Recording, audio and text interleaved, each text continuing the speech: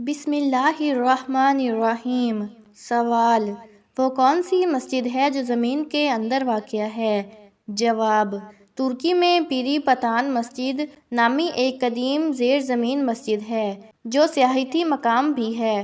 سوال: وہ کون سی مسجد ہے جہاں فرشتے روزانہ آتے ہیں؟ جواب: حدیث کے مطابق مسجد قباء میں ہر ہفتے نبی کریم صلی اللہ علیہ وآلہ وسلم جاتے تھے اور اس مسجد میں نماز پڑھنے والا عمرے کا ثواب پاتا ہے۔ فرشتوں کی آمد کا تذکرہ اس مسجد سے بھی متعلق ہے۔ سوال: کیا زمین پر ہر مسجد ایک مقدس جگہ ہے؟ جواب: جی ہاں، نبی کریم صلی اللہ علیہ وآلہ وسلم نے فرمایا، زمین کو میرے لیے مسجد بنا دیا گیا، یعنی زمین کی ہر پاک جگہ مسجد جیسی ہے، مگر باقاعدہ مسجد بنانا افضل عمل ہے۔ سوال: ایسی کون سی مسجد ہے جہاں نماز پڑھنا گناہ ہے؟ جواب: مسجد ضرار جیسی مساجد جو فتنے، منافقت یا غلط ارادوں سے بنائی جائیں، ان میں نماز پڑھنا گناہ ہے۔ قرآن میں اللہ نے نبی کریم صلی اللہ علیہ وآلہ وسلم کو ایسی مسجد کو منہدم کرنے کا حکم دیا۔ سوال: کیا مسجد اقصیٰ اصل میں ایک مسجد ہے یا پورا کمپاؤنڈ؟ جواب: مسجد اقصیٰ صرف ایک عمارت نہیں بلکہ ایک پورا احاطہ ہے جس میں قبۃ الصخرہ بھی شامل ہے، اور اس کی فضیلت پورے کمپاؤنڈ کے لیے ہے۔ سوال: مسجد حرام میں نماز کا کتنا ثواب ہے؟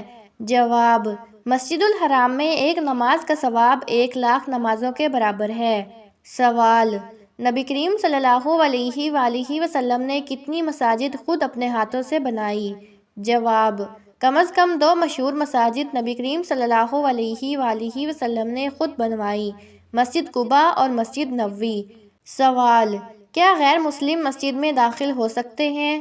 جواب: عمومی طور پر غیر مسلموں کو مسجد میں داخل ہونے کی اجازت دی جا سکتی ہے اگر وہ ادب، طہارت اور احترام کے ساتھ آئیں، مگر مسجد الحرام میں غیر مسلموں کا داخلہ ممنوع ہے۔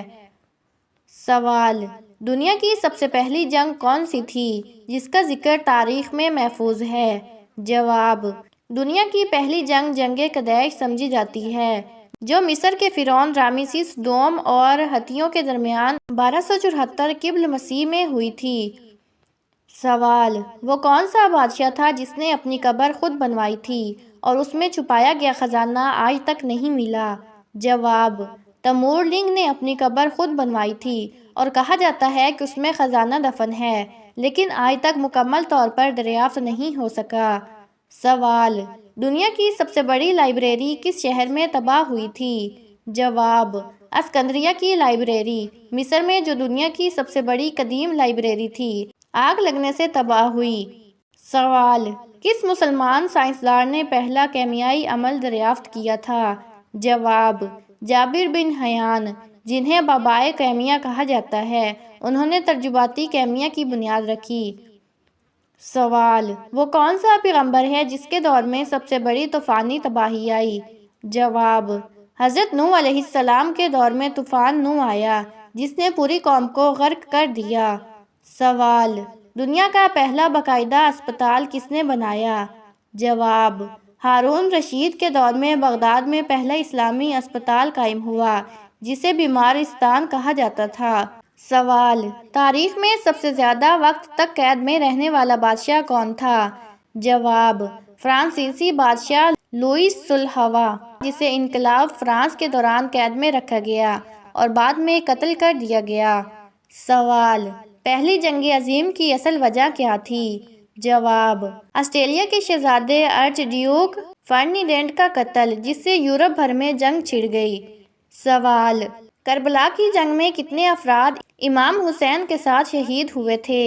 جواب: تقریباً 72 افراد، جن میں اہل بیت اور وفادار ساتھی شامل تھے۔ سوال: وہ کون سا مشہور قلعہ ہے جسے کبھی فتح نہیں کیا جا سکا؟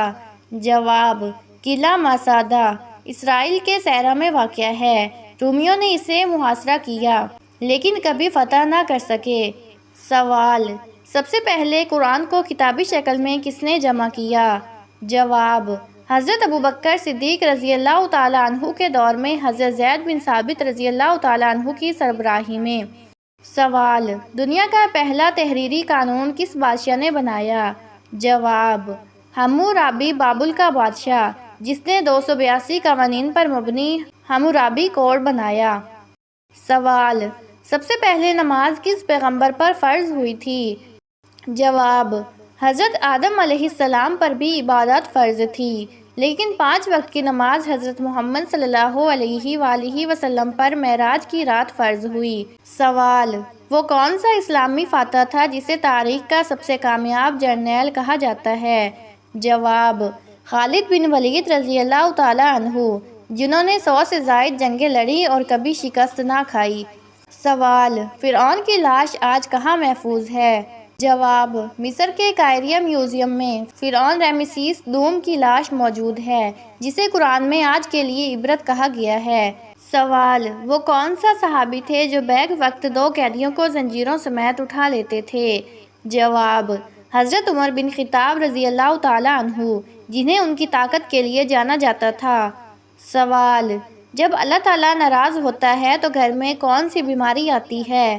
جواب: جب اللہ تعالیٰ ناراض ہوتا ہے تو گھروں میں برکت ختم ہو جاتی ہے، اور اس کا سب سے بڑا اثر روحانی بیماریوں کی صورت میں آتا ہے، جیسے بے سکونی، دل کی گھٹن، بے وجہ غصہ، رزق میں رکاوٹ اور نفسیاتی دباؤ۔ بعض اوقات یہ علامات جسمانی بیماریوں جیسے سر درد، بے خوابی اور دل کی بے چینی میں بھی ظاہر ہوتی ہیں۔ ایسی حالت میں انسان کو توبہ، استغفار اور قرآن کی طرف رجوع کرنے کی ضرورت ہوتی ہے۔ سوال: جسم پر بوجھ محسوس ہو اور کوئی نہ ہو تو یہ کس چیز کی علامت ہے؟ جواب: اگر جسم پر اچانک بوجھ محسوس ہو اور کوئی نظر نہ آئے تو یہ روحانی اثرات کی علامت ہو سکتی ہے، جیسے جنات، نظر بد یا کالا جادو۔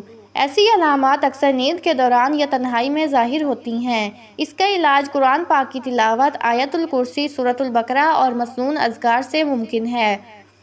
سوال: دل میں بے چینی اور آنکھ بھر آئے تو یہ کس چیز کی علامت ہے؟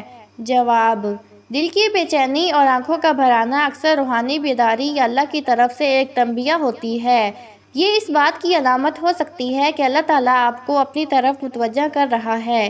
یہ حالت توبہ، ذکر الہی اور دعا کے لیے بہترین وقت ہوتا ہے۔